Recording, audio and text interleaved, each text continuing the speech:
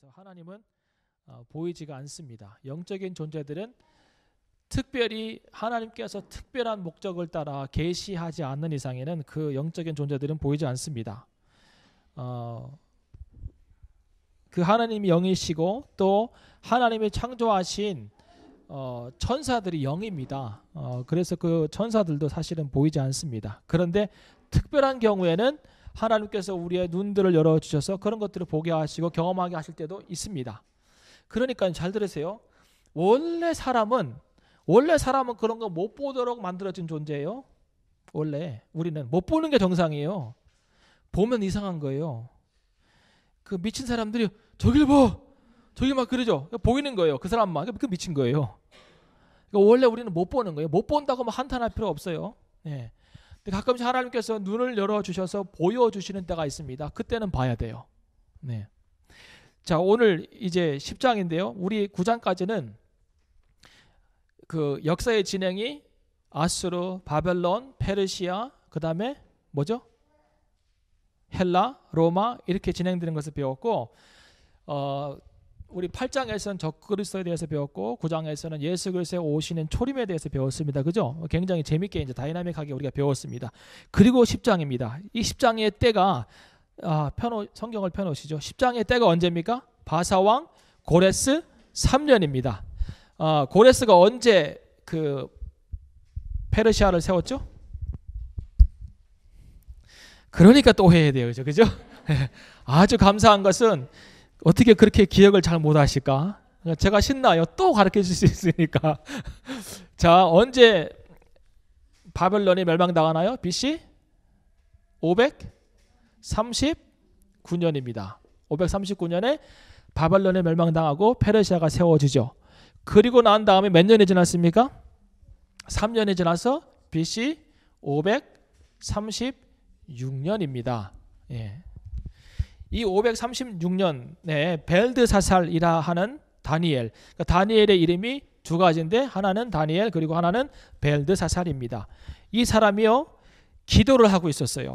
2절을 보시면 그때에 나 다니엘이 새 이래 동안 슬퍼하며 새 이래가 차기까지 좋은 떡을 먹지 아니하며 고기와 포도주를 입에 넣지 아니하며 또 기름을 바르지 아니하니라 그랬습니다. 이것은 이제 완전 금식 기도는 아니에요. 왜냐하면 좋은 떡을 먹지 아니하였다고 하는 것은 나쁜 떡을 먹은 거예요. 그죠? 자, 그럼 좋은 떡이 아닌 건 뭘까요? 누룩이 없는 떡이에요. 예, 그 떡 먹고 고기는 안 먹고 포도주를 입에 대지 않고 기름을 바르지 않고 그렇게 이제 기도를 하고 있었습니다. 왜 다니엘이 뭐 어떻게 보면 금식 기도라고 해도 괜찮을 정도로 그렇게 이제 금식하면서 기도하고 있었을까요? 그 다니엘의 기도에 관한 내용은 잘 성경에서 찾아보기가 쉽지 않습니다. 그의 기도의 동기가 금식하면서 기도했던 동기가 잘 발견되지 않습니다. 그런데 전통적으로 성경학자들이 이야기하고 있는 한 가지의 견해가 있습니다. 그 이유는 뭐냐면 에스라 1장 1절 한번 펴보시겠습니까? 에스라 1장 1절에서 2절.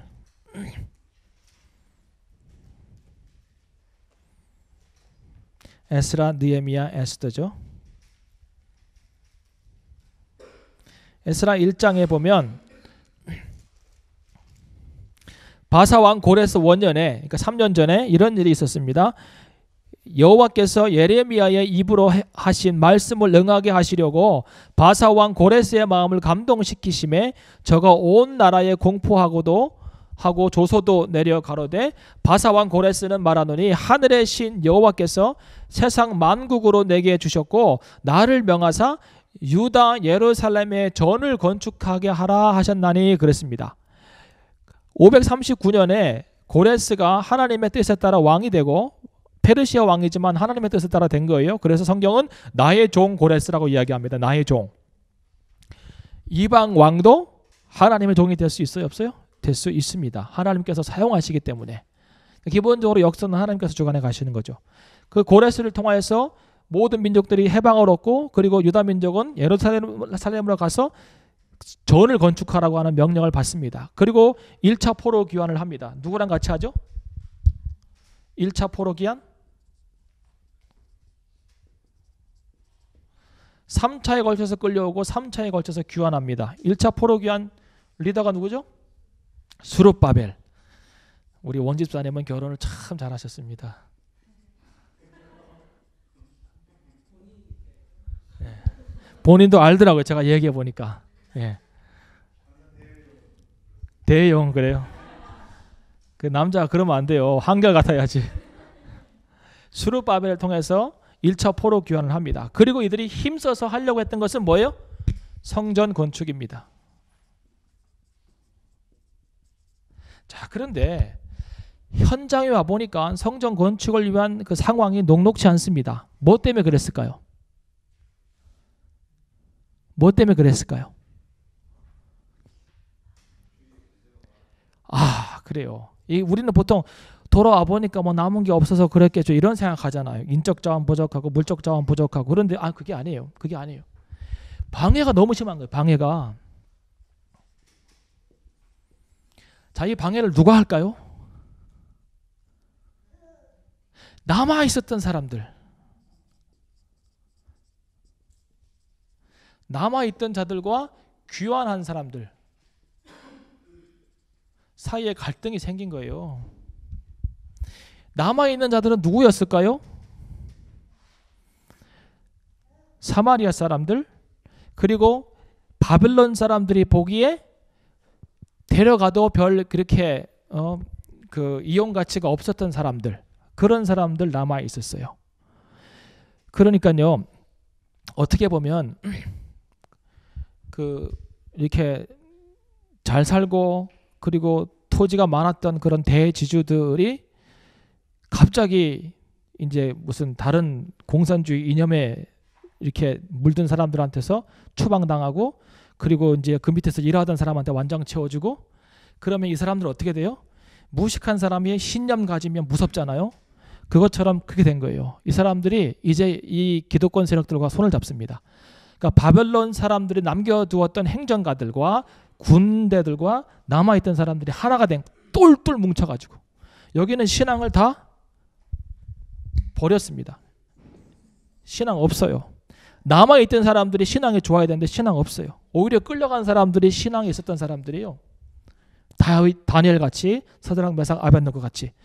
그래서 이 사람들의 꿈은 돌아오는 것이었고, 이 사람들은 남아서 자기들의 기득권을 지키는 건데, 하나님과 성전은 상관없고 자기네들의 기득권을 지키기 위해서는 이 사람들이 와서 하나님 일들을 반대해야 되는 거예요. 무서운 거예요. 이것이 사회의 양극화가 생겼습니다. 그래서 이 사람들이 방해하는 것을 통해서 성전 건축이 지연됩니다. 나중에 2차 포로 귀환한 사람 누구예요? 2차 포로 귀환 누가 해요? 에스라 하잖아요. 에스라가 와서 성전 건축에 대한 용기를 막 북돋아 주죠. 이때 학계라고 하는 사람이 같이 또 하죠. 학계, 에스라, 스가랴 이런 사람들이 같이 2차 포로 귀환 때 돌아와 가지고 하나님의 성전 건축을 이렇게 호소합니다.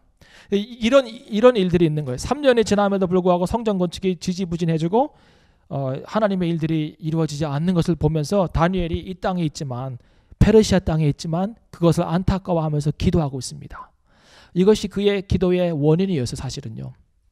그런데요, 1장을 다시 보시면 1절을 보시면 그 일이 참되니, 다니엘에게 나타나셨는데 그 일이 참되니 곧 큰 전쟁에 관한 것이라 그랬어요. 하나님께서 이상을 보여주시죠. 다니엘이 그 일을 분명히 알았고 그 이상을 깨달으니라. 이 큰 전쟁이라는 것은 실제로 war라고 하기보다는 큰 시련과 고통이라는 뜻입니다. 시련과 고통. 그러니까 이스라엘 백성들 가운데 시련과 고통이 마지막 때에 있을 거라고 하는 그런 얘기를 해주려고 하는 거예요. 자, 보세요. 그러면 여기에 기도에 또 하나의 원리가 있습니다. 다니엘이요, 처음부터 하나님, 나는 마지막 때에 일어날 일들을 좀 보기 원합니다 하면서 이상을 열어주시고 깨닫게 하시고 이랬나요? 아니요. 다니엘은 지금 순수하게 금식하면서 하나님의 은혜를 구하고 있었어요. 뭐 때문에? 하나님의 전이 건축되기를, 그 땅에 있는 방해들이 제거되어지고, 그리고 하나님의 전이 건축되기를, 이스라엘 백성들의 믿음이 회복되기를 금식하며 기도하고 있었다고요. 그런데 하나님께서 그에게 임하셔가지고 환상과 이상을 열어주시면서 마지막 때에 되어질 일들, 큰 환난과 고통을 보여주시는 겁니다. 이것이 기도의 원리입니다. 자, 우리는 보통 내가 진짜 이것을 좀 보기 위해서 이걸 구해야 되겠다. 그러면요 잘 안 돼요 그거. 그런데 내가 내 삶의 자리에서 기도의 무릎을 꿇고 그날 구해야 하는 은혜를 구할 때 그때 하나님께서 더 큰 것들을 보여주십니다. 이거 놀라운 원리예요. 저도 그래요. 어떤 사람을 위해서 기도하고 저 자신을 위해서 기도하고 이렇게 할 때에 내가 몰랐던 일들이 내가 기도하기 전에 계획하고 그리고 이렇게 기도해야 되겠다고 하는 일들이 아니라 다른 일들이 벌어질 때가 있습니다. 내가 의도하지 않은 일들이 일어날 때가 있습니다. 특별히 어떤 사람에게 손을 놓고 기도할 때 이렇게 갑자기 이제 영적인 현상들이 막 일어난다든지 귀신이 나온다든지 이런 일들이 일어날 때, 그건 내가 한 게 아니에요. 그 누가 한 거예요? 하나님께서 그 사람을 사랑하셔서 그 일을 지금 하고 계시는 거라고요. 나는 이것이 참 기도라고 보여집니다. 다니엘이 그랬어요. 다니엘이. 자, 그가 기도할 때에 대한 시간이 나옵니다. 정월 24일입니다. 자, 이 정월은 우리 지금 달력으로 1월이 아닙니다. 유대인의 달력은 좀 달랐습니다. 유대인의 달력의 정월은 4월 달입니다. 4월 달. 그래서 이 유대인의 달력의 정월이 유대인의 달력의 이름으로 보면 니산월이에요. 니산월. 자동차 회사 이름이죠? 니산. 네. 니산월이고 이 정월 24일에 기도하고 있습니다. 재미있는 거 뭐냐면 이 니산월이요, 우리 달력으로는 4월인데 6월절이 있는 달이에요. 그리고 정월 14일에 어린 양을 잡습니다. 그러니까 어린 양을 잡고 6월절을 지키기 시작하는 그날로부터 열흘이 지난 다음에 hit대겔이라고 하는 강가에서 하나님께서 이상을 열어주시고 그 이상을 보게 되는 것입니다. 자, 5절부터 9절까지는 다니엘이 이상이 열리고 그렇게 거기에 서 있을 때 다니엘에게 임하신 한 영적인 존재에 대해서 이야기하고 있습니다. 이 5절부터 9절까지에 나오는 이 영적인 존재가 누구일까요? 자, 예수님일까요?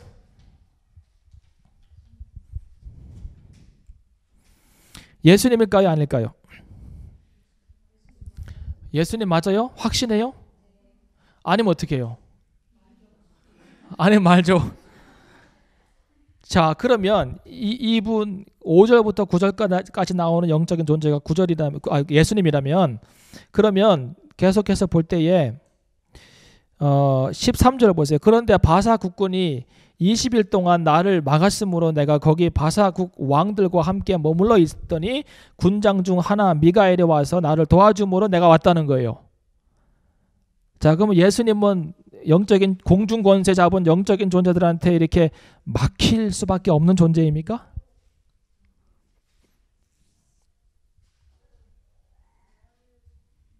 자, 이 문제를 해결하지 않으면 우리는 큰 딜레마에 빠져요. 그리고 이것 때문에요, 많은 교회들이 싸우고 헤어졌어요. 근데 이 안에 분명한 해답이 있어요. 그걸 못 봐서 그래요. 5절부터 9절까지 묘사하고 있는 이 영적인 존재 예수님 맞습니까? 어떻게 확신하십니까? 세마포는 성도들도 입는 거잖아요.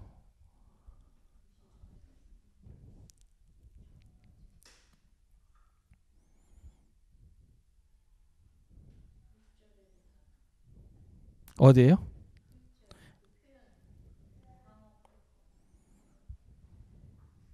자, 그러면 그 10절 이하에 나와 있는 그 영적인 존재, 그리고 그가 올 때에 페르시아 공중에서 공중 권세를 잡고 있는 그에게 막혀서 오지 못한 영적인 존재는 또 뭡니까?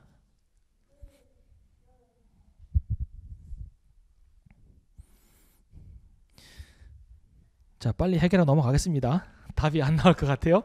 자, 5절부터 9절까지는 예수님 분명히 맞습니다. 네. 이 예수님에 대한 묘사가요, 분명히 예수님입니다. 이거는 예수님 아니고서는 이런 묘사를 가질 만한 영적인 존재가 없습니다. 보세요. 5절부터 봅니다. 그때 내가 눈을 들어 바라본 적 한 사람이 세마포 옷을 입었고 허리에는 우바스 정금띠를 띠고 허리에는 정금띠를 띠었다는 거예요. 그 몸은 황옥 같고 그 얼굴은 번갯빛 같고 그 눈은 횃불 같고 그 팔과 발은 빛난 놋과 같고 그 말소리는 무리의 소리와 같더라 그랬습니다. 많은 소리 같은 거죠. 그죠? 자, 이 예수님에 대한 묘사가 어디에 있냐면 계시록 1장 13절에 있습니다. 계시록 1장 13절부터 15절까지 한번 펴보시기 바랍니다.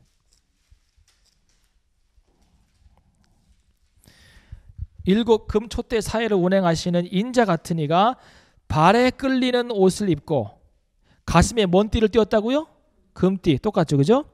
그 머리와 털의 희기가 양털 같고 눈은 눈 같으며 그의 눈은 불꽃 같고 그의 발은 풀무에 단련한 빛난 주석 같고 그의 음성은 뭐 같다고요?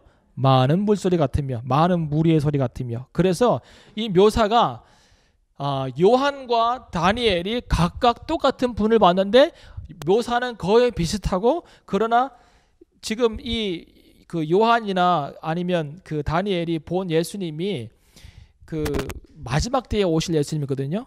그런데 예수님 보면서 그들이 너무 그 황홀한 영광과 그 하나님의 광채, 예수 그리스도의 광채에 눌린 거죠. 그러니까 보긴 보되 정확하게 보려고 했으나 그러나 빛나는 부분, 많은 음성, 많은 물소리 같은 음성, 가슴에 띠 이런 것들은 봤지만 또 다른 부분도 있을 수 있죠. 다른 부분은 거의 뭐 틀리지 않습니다. 그래서 이 두 가지 다니엘서 10장과 요한계시록 1장을 비교해 보면 여기에 나타나신 분은 예수님 맞습니다. 자, 7절 보세요. 예수 그리스도의 임재를 강하게 느끼는 사람은 반드시 이런 모습을 갖습니다. 그 이상은 나 다니엘이 홀로 보았고, 자, 그를 따르는 사람들이 있었습니다. 왜냐하면 총리이기 때문에 그와 수행한 사람들이 있었겠죠. 그런데 누구만 보는 거예요 지금요? 오직 다니엘만 보는 거예요. 이게 누구랑 똑같아요? 바울과 똑같은 거예요. 바울도 다메섹으로 가다가 갑자기 호련한 빛이 확 나타나는 거예요. 그리고 너가 왜 나를 핍박하느냐고 했을 때 다른 사람들은 뭔 일이 일어난지 잘 모릅니다. 그런데 사울은 분명하게 예수 그리스도의 빛을 봅니다.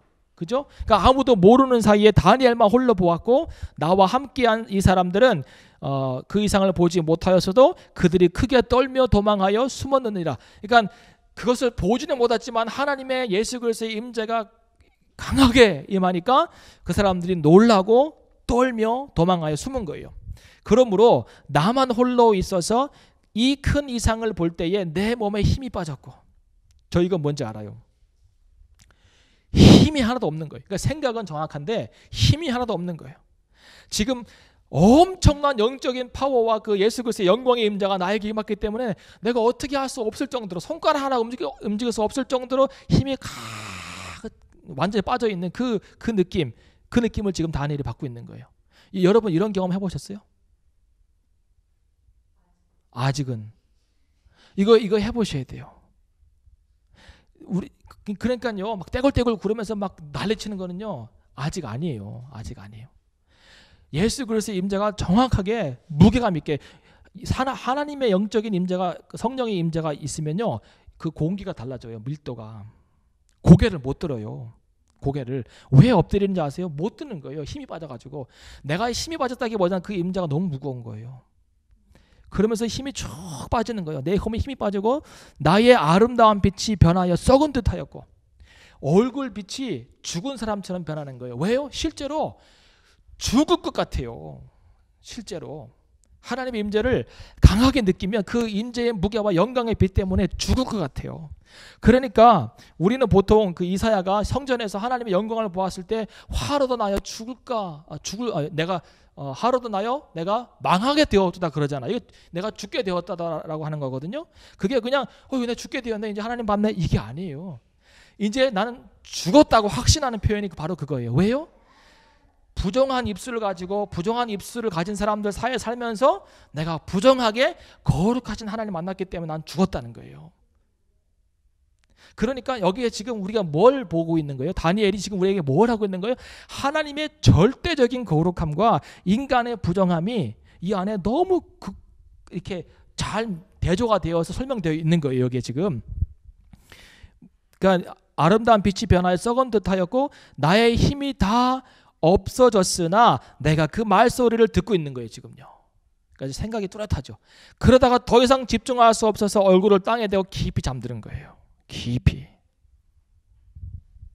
하나님께서 임재하시고 거기에서 하나님의 절대적인 거룩 앞에 얼굴을 못 들고 죽은 것처럼 되었다가 이제는 잠이 깊이 든 거예요. 여러분, 예수 그리스도가 다니엘에게 마지막 때에 일어날 계시를 알려주기 위해서 잠깐 임하신 그 현장 가운데서 있는 거룩한 다니엘이 이 정도를 느꼈다면 여러분, 마지막에 우리가 예수 그리스도 앞에 설 때 우리는 어떻게 서야 할까요? 이 말씀을 들으면서 막 두려움이, 사실은 거룩한 두려움이 막 생겼어요. 내가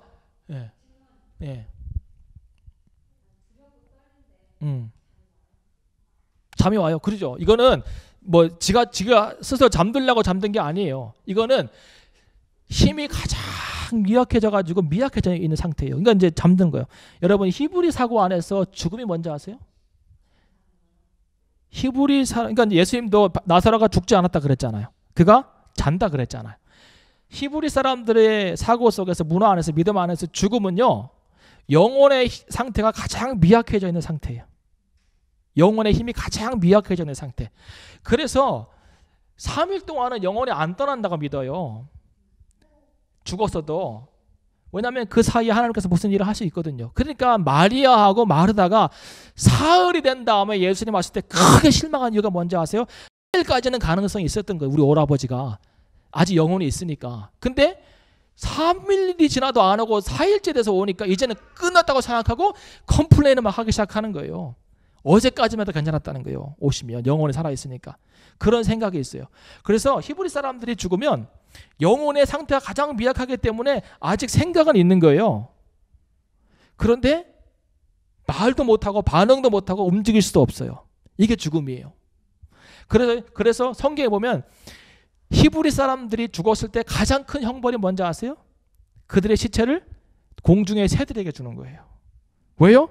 자기 영혼은 지금 자기 몸이 뜯기는 걸 알기 때문에. 이거는 큰 형벌이에요.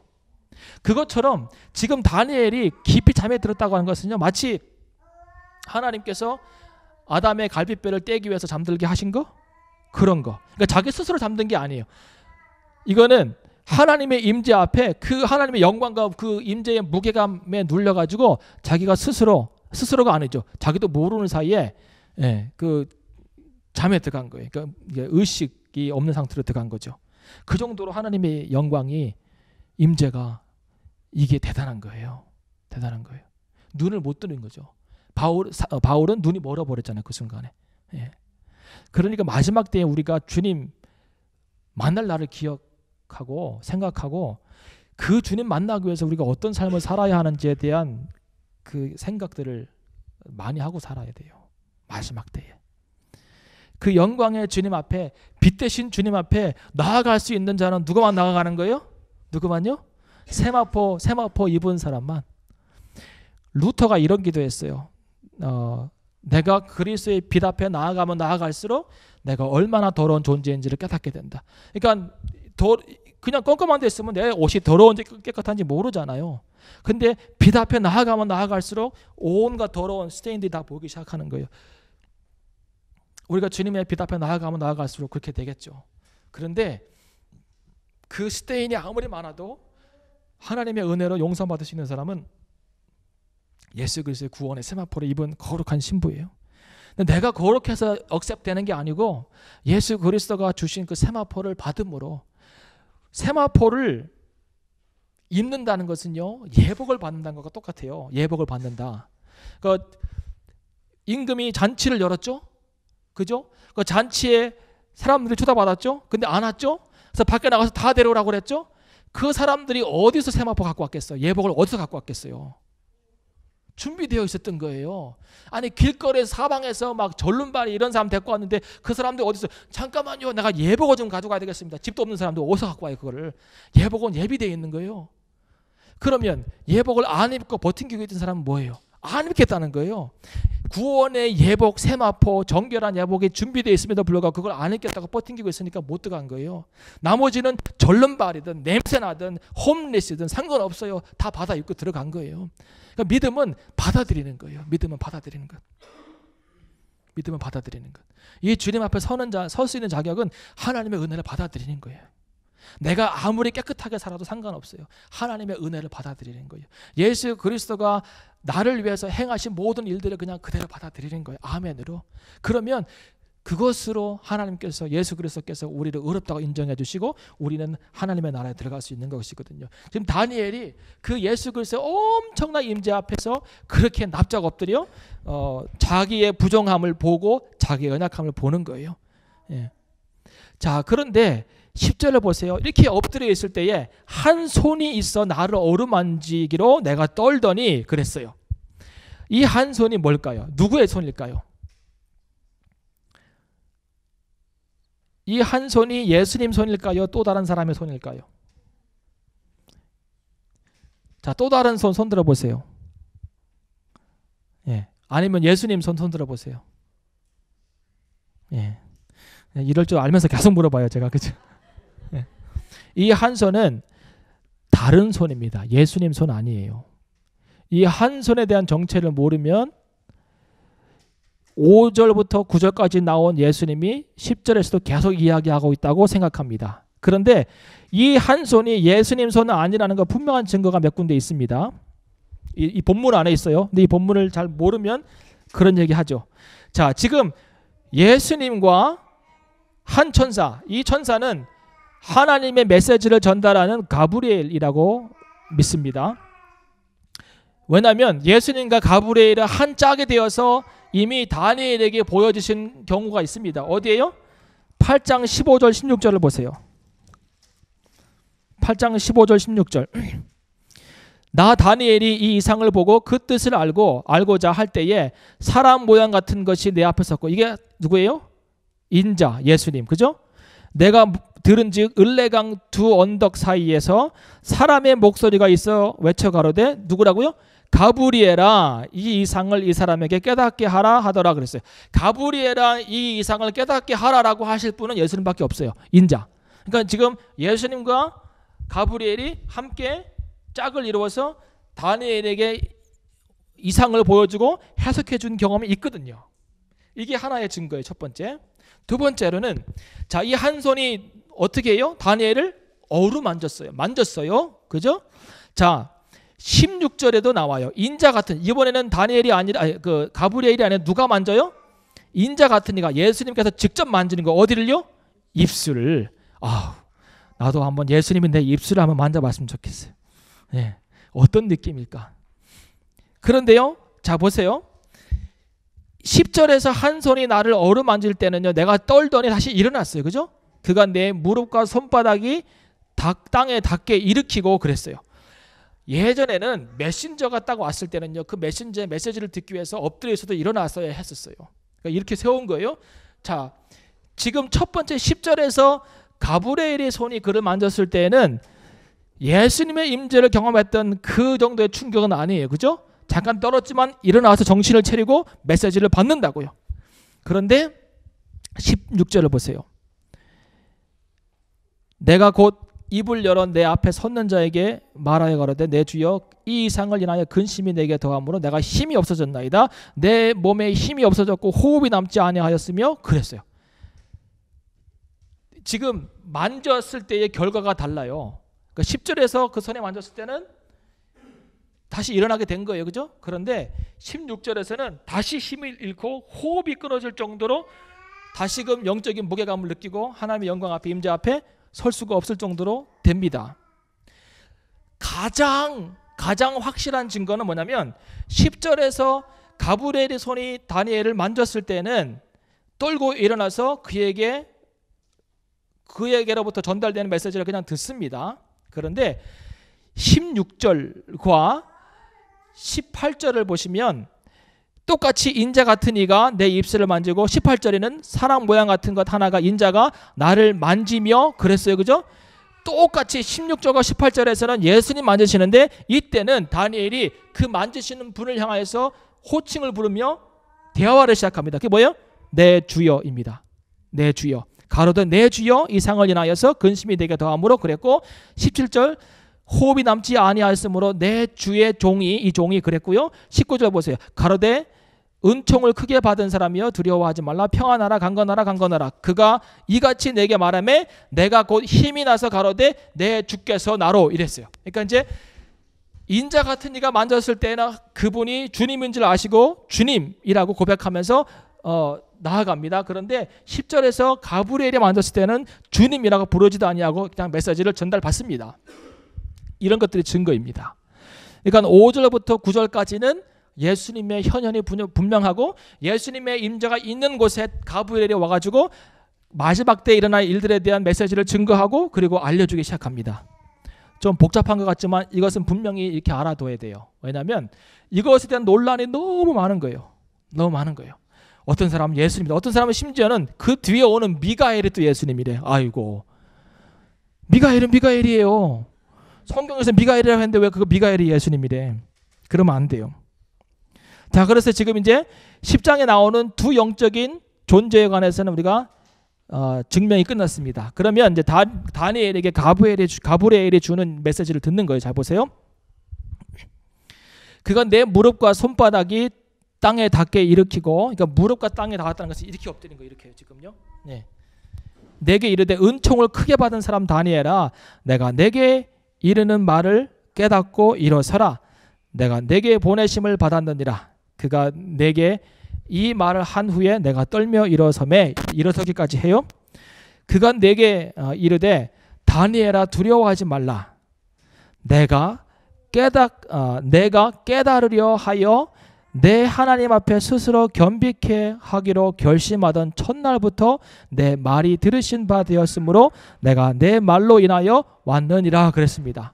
자, 다니엘이 자기가 본 이상들을 정리하며 그 이상들이 어떤 의미를 갖고 있는지에 대한 분별력을 갖기 위해서 구하고 하나님 앞에 기도를 시작한 첫날부터 그의 기도가 응답이 되었습니다. 그래서 가브리엘이 보낸 바 되었습니다. 영적 분별력을 하나님께서 행하시는 내 삶 가운데, 가정 가운데, 교회 가운데, 역사 가운데, 그리고 이 나라 가운데 행하시는 하나님의 일들에 대한 영적인 분별력을 구하는 사람들이 두 가지 자세가 있다고 봅니다. 하나는 깨달으려고 하는 그 마음, 하나님께서 말씀하시면 내가 깨달을 수 있다고 하는 그 확신, 이거예요. 어떻게 보면 영적인 분별력에 대한 사모함일 수 있겠죠, 그죠? 깨달으려고 하는 것. 성경을 읽을 때 이 기도를 하세요. 깨닫기 원합니다. 하나님 눈을 열어주시고 귀를 열어주셔서 깨닫게 하시고 보게 하시고 그리고 알게 하옵소서. 나로 하여금 하나님 말씀이 오늘 내 삶 가운데, 여기에 있는 내 삶 가운데 무엇을 말씀하시는지 알게 하옵소서 기도하시기 바랍니다. 첫 번째 그거예요. 굉장히 중요하죠. 두 번째로는 내 하나님 앞에 스스로 겸비케 하여 그랬어요. 이게 뭐예요? 겸손이에요. 겸손. 하나님께서 말씀하시는 사람은 겸손한 사람인 것 같습니다. 교만한 사람 나 다 아는데 뭐하러 얘기해줘요. 다 안다는데. 결심하는 거죠. 예. determination입니다. 그런데 자 이제 기도했어요. 하나님께서 보여주신 이상들을 깨닫기로 결심하고 결단하고 스스로 겸비하여 겸손하여 기도해서 그 기도가 응답되었어요. 그래서 보내심을 받았어요. 그런데 자 이제 13절부터가 오늘 이제 우리가 나눌 내용들입니다. 그런데 바사 국군이 20일 동안 나를 막았으므로 내가 거기 바사국 왕들과 함께 머물러 있더니 군장 중 하나 미가엘이 와서 나를 도와주므로 그랬습니다. 여러분 여기에 나오는 바사국군이 누굴까요? 바사국군.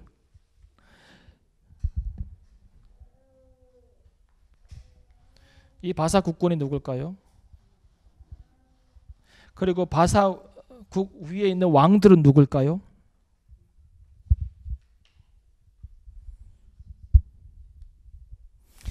자, 이제 이 말씀을 좀 더 구체적으로 보기 위해서 에베소서 6장을 좀 보시기 바랍니다.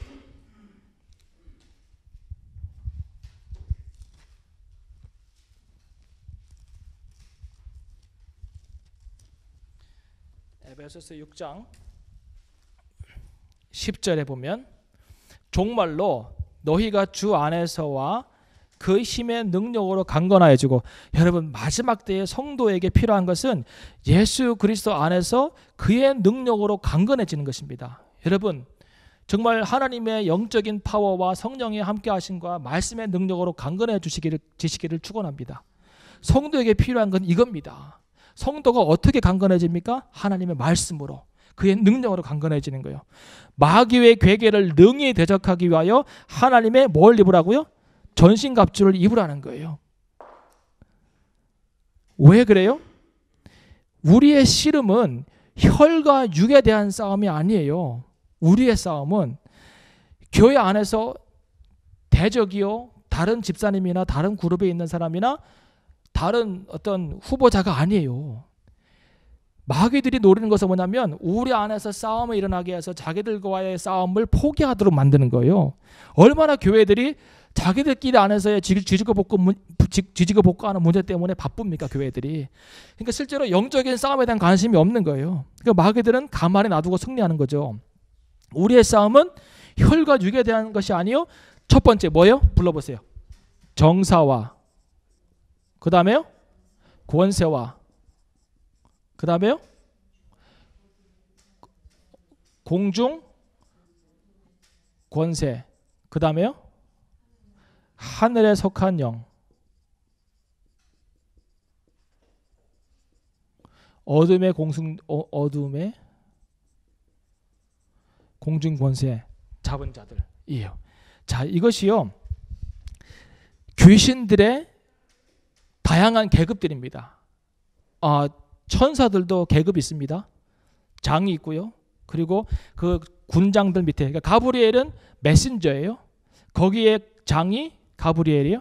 메신저의 천사들이 많아요. 천사들도 역할이 있어요. 예. 그 소식을 전하는 천사들의 장이 가브리엘이에요. 그래서 가브리엘은 마리아요. 가브리엘은 항상 소식을 전하는 데 나오잖아요. 미가엘은요? 미가엘은 군대 장관이에요. 군사들이 싸우는 군사들이 있어요. 그리고 그 군사들이 이끄는 장이 누구예요? 미가엘이에요. 예. 아까 제가 그랬죠?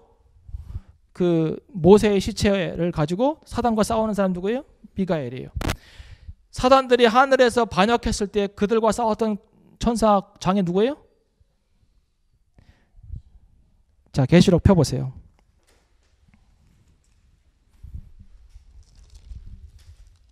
(12장) 계시록 12장 7절입니다. 여러분 계시록이 시간 순서대로 되어 있다고 생각하면 큰 오산입니다. 계시록을 시간 순서로 읽으면 큰 잘못을 범합니다. 계시록 12장 7절에 보면 하늘에 전쟁이 있으니 미가엘과 그의 사자들이 용으로 더불어 싸울세. 용이 누구예요? 사단이죠. 용과 그의 사자들도 싸우나 이기지 못하여 다시 하늘에서 저희의 있을 곳을 얻지 못한지라. 큰 용이 내어 쫓기니 옛뱀 곧 마귀라고도 하고 사단이라고도 하는 온 천하를 꿰는 자라. 땅으로 내어 쫓기니 그의 사자들도 저와 함께 내어 쫓기니라 그랬어요.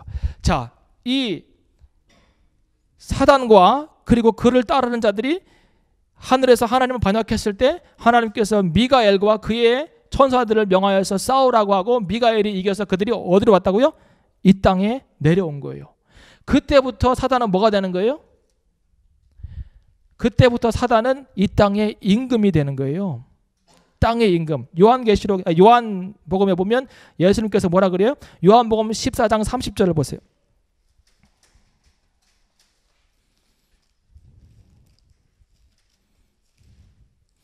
요한복음 14장 30절.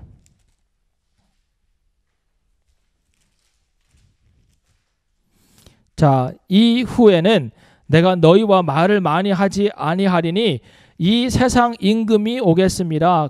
그러나 저는 내게 관계할 것이 없으니 그랬어요. 이 세상 임금이 누구예요? 하늘에서 쫓겨나서 이 땅을 다스리는 공중권세 잡은 사단입니다. 성경이 또 뭐라고 얘기하는지 아세요? 요한 1서 5장 19절을 보세요. 요한 1서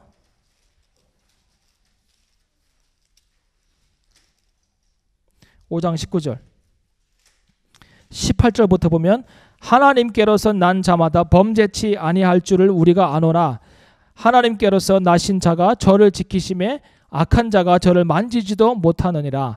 또 아는 것은 우리는 하나님께 속하고 온 세상은 누구에게요? 악한 자 안에 처한 것이며 그랬어요. 그러니까 온 세상이 하나님의 성도와 교회 외에는 온 세상이 누구에게 속했다고요? 사단에게. 자, 전쟁이 있었고 그 전쟁에 쫓겨난 자들이 사단이고 그걸 따르는 자들이고 쫓겨난 다음부터 그들이 하는 일은 하늘도 많아요. 하늘도 많아요. 하늘이 많아요. 그래서 하나님께서 우리 성경에는 태초에 하나님께서 천지를 창조하시니라 그랬는데요. In the beginning God created the earth and heavens예요. heavens. 하늘이요 많아요. 그래서 바울이 어디 갔다 와요? 삼층천 갔다 오는 거죠. 삼층천. 하늘이 많아요. 이 하늘에서는 쫓겨났지만 그러나 여전히 사단의 권세, 마귀의 권세들이 하늘들을 다스리고 있다고요. 예. 그것들이 여기 하늘에 속한 영이 여기 있는 거예요. 자, 그러면 정사, 권세, 공중 권세, 하늘에 속한 영, 이 영들이요 각각 다른 역할을 할 뿐만 아니라 여기에 계급이 있어요. 계급이. 하늘에 속한 영들은요 큰 대륙을 다스리는 영들이에요. 대륙.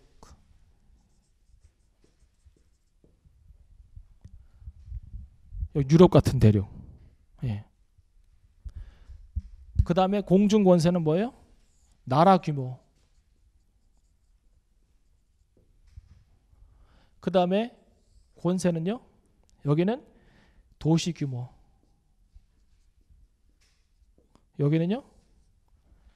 더 작은 규모. 뭐 타운이든지 마을이든지. 더 밑에 있는 것들은 뭐예요? 가정사. 여기 교회 들어와서 분란 일으키고 개인의 삶을 파괴하고 그래요. 하늘에 속한 영들이요 개인의 삶 가운데 들어가 가지고 마약 중독시키고 알코올 중독시키고 이런 일 안 해요. 다 계급이 있고 역할이 있고 권위가 있고 다 그래요. 그러니까 우리의 싸움은 이것들과의 싸움이에요. 성도들과의 싸움이 아니고 남편과 아내의 싸움에서 우리가 싸울 싸움이 아니에요. 절대로. 그러니까 올 때 막힌 게 왜 막힌 거예요? 공중 권세 잡은 자한테 막힌 거예요. 공중 권세. 공중에서 막혔어요. 이게 바사 국군이에요.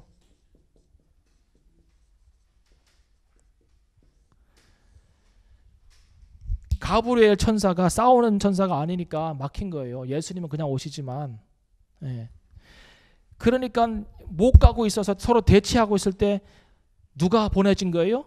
미가엘이 보내진 거예요. 아니 얼마나 급하면 미가엘까지 와요? 얼마나 긴급한 일이고 소중한 일이면? 그러면 이 공중 권세 잡은 자들은 왜 다니엘에게 가브리엘이 올 때 못 오게 했을까요? 왜?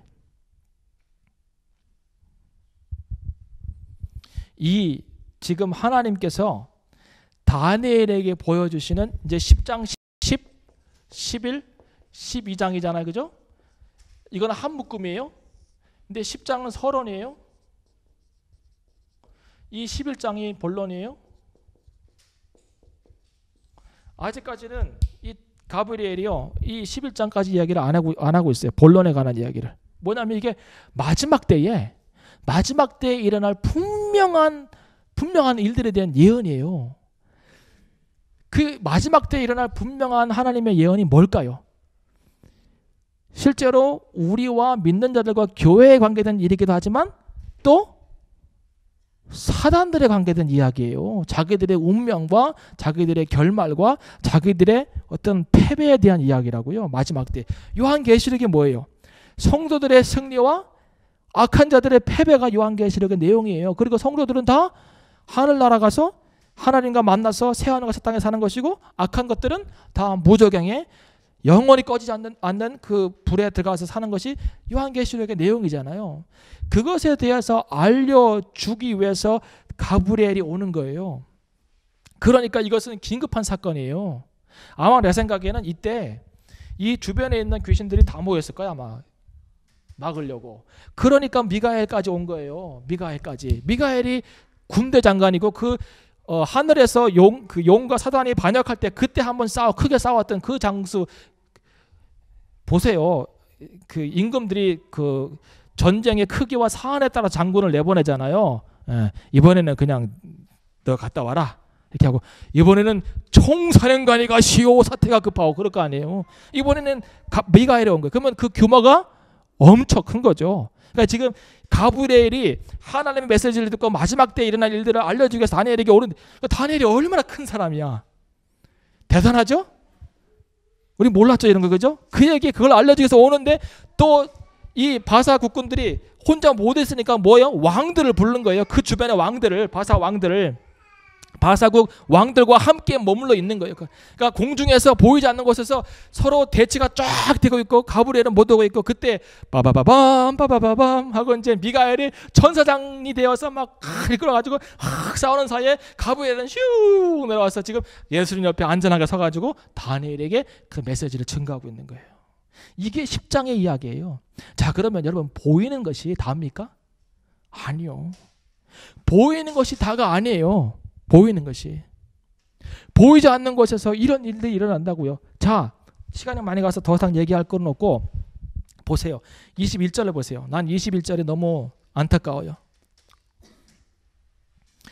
오직 내가 먼저 진리의 글에 기록된 것을 내게 보이리라. 그러니까 예수님께서 하시는 얘기예요. 나를 도와서 그를 대적하는 자는 너희 군 미가엘 뿐이라 그랬어요. 이거 안타까운 이야기예요. 예수 그리스도를 도와서, 예수님이 지금 바사 국군과 싸우러 가는데 그를 도와서 싸울 사람이 미가엘밖에 없다는 거예요. 너희 군 미가엘. 미가엘이 어떤 군이에요? 12장 1절에 보면 이런 얘기예요. 12장 1절에 그때에 내 민족을 호위하는 대군 미가엘이 일어날 것이며, 내 민족, 이스라엘 민족을 호위하는 대군 미가엘. 그러니까 이스라엘 민족을 지키는 천사가 누구예요? 미가엘. 그 미가엘은 예수님과 함께 영적 전쟁에서 쓰임받아서 계속 싸우는 거예요. 자, 이 영적 전쟁에 참여하는 자가 미가엘밖에 없다는 거예요. 그러면 오늘 이 땅에 살고 있는 우리, 영적인 존재라고 하고 하나님의 자녀라고 하고 예수 그리스도와 함께 같이 후사가 되어서 하나님의 그 영적인 기업을 물려받을 우리는 어떻게 살아야 할 거냐 이 말입니다. 그냥 미가엘 싸게 놔두세요. 내가 뭐 이럴까요? 그럼 나라도 가서 천사 날개 달고 올라가서 이렇게 싸워야 될까요? 어떻게 해야 될까요? 어떻게? 기도에 무릎을 꿇어야 하잖아요. 우리가 할 일은 기도에 무릎을 꿇어서 기도로 미가엘을 돕는 거예요. 기도로 예수 그리스도를 돕는 거고, 기도로 영적인 싸움을 싸워 나가는 거예요. 기도로. 그래서 성도가 기도에 무릎을 꿇어야 되는 거예요. 제가 그랬잖아요. 기도는 쇼핑 리스트 딱 만들어가지고 하나님 2001년도에는 내가 이걸 주시고 이걸 주시고 이렇게, 이것도 기도이긴 해요. 이것도 해야 돼요. 이런 양식 구하라고 했으니까. 그런데 예수님께서 뭐라 그래요? 내가 네 삶 가운데 필요한 건 내가 너 모르느냐? 그렇게 말씀하시잖아요. 채워주신다고요. 우리가 할 일이 뭐예요? 그 나라와 그 의를 구해야 돼요. 그 나라를 구하는 게 뭘까요? 하나님의 나라를 위해서 오늘 내가 무릎으로 영적 전쟁에 참여하는 거잖아요. 성도의 삶이. 기도할 때 너무 큰 범위에서 기도하면 우리가 내가 너무 허공을 치는 거 아닌가? 아니, 그렇지 않아요. 영국을 위해서 기도하세요. 이 땅을 위해서.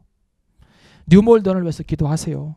하나님 이 안에 우리들 기도하잖아요. 뉴몰던 안에 사기, 그 다음에 갈라지게 하고 분열하게 하는 영, 사기치는 영, 그 다음에 음란한 영, 중독시키는 영, 이런 영들이 뉴몰던이 있잖아요. 우리 다 알잖아요. 경험해서. 그죠? 예. 교회들이 왜 이렇게 갈라져요?